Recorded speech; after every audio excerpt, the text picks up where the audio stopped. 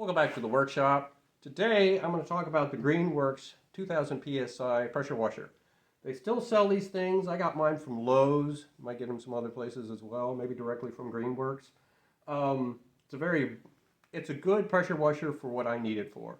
I've used this both at home as well as in my profession. I used to be a conservator at a museum, though they suggest you not use pressure washers on statues, and you shouldn't. This had low enough PSI that I could do it without damaging the statue, without damaging the stone, the marble, that sort of thing. It's not to be used for removing graffiti or anything like that, but for general cleaning it can be used. And I was able to use it. I probably bought this in 2014, and so I'll show you some of the features and some of the pros and cons that I've experienced with it. It does have a little tank here for putting a soap in. I've never used that, never needed to.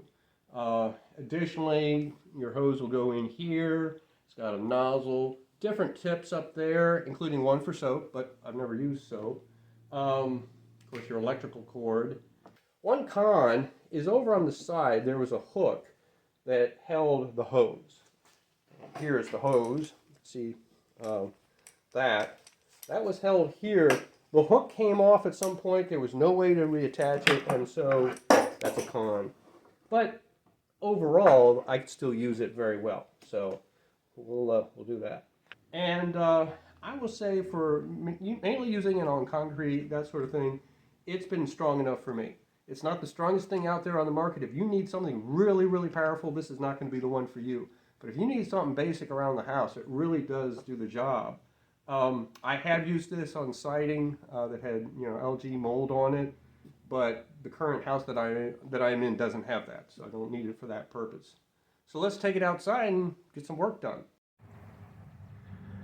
So this is my fire pit, and I got company coming this weekend, so I'm going to do some cleaning of the tiles. I probably won't hit the bricks, but this is an area that we inherited with this house. I didn't build this, but I'm going to give it a try and see what we can do. The vegetation I'll deal with later. So let's see what we can do here. First thing first, let's put our hose from our main water supply into this connection. I have one con that I have with this is this connection here is a little loosey-goosey. It was loosey-goosey when I bought it.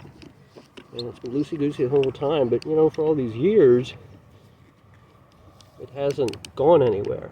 So, I don't like it, but it works. So, just be aware of that.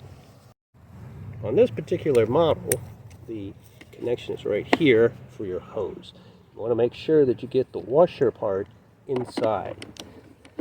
Step's going to jam it.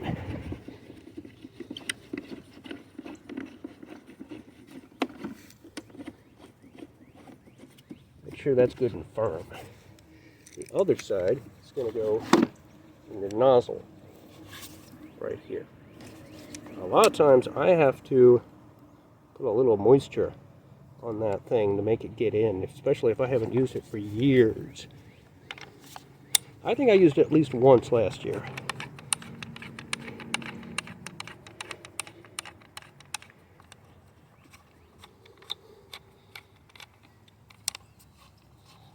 There we go.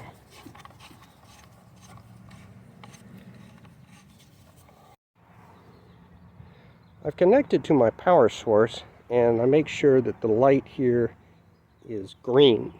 Also sometimes makes a little connection noise. So we're all ready to go. I just need to turn my water on, start doing some work. Before you attach your hose, you want to be sure that this little thing is inside the input of the sprayer. Because if you don't have this, you will have water everywhere, like I just did when I turned on the water.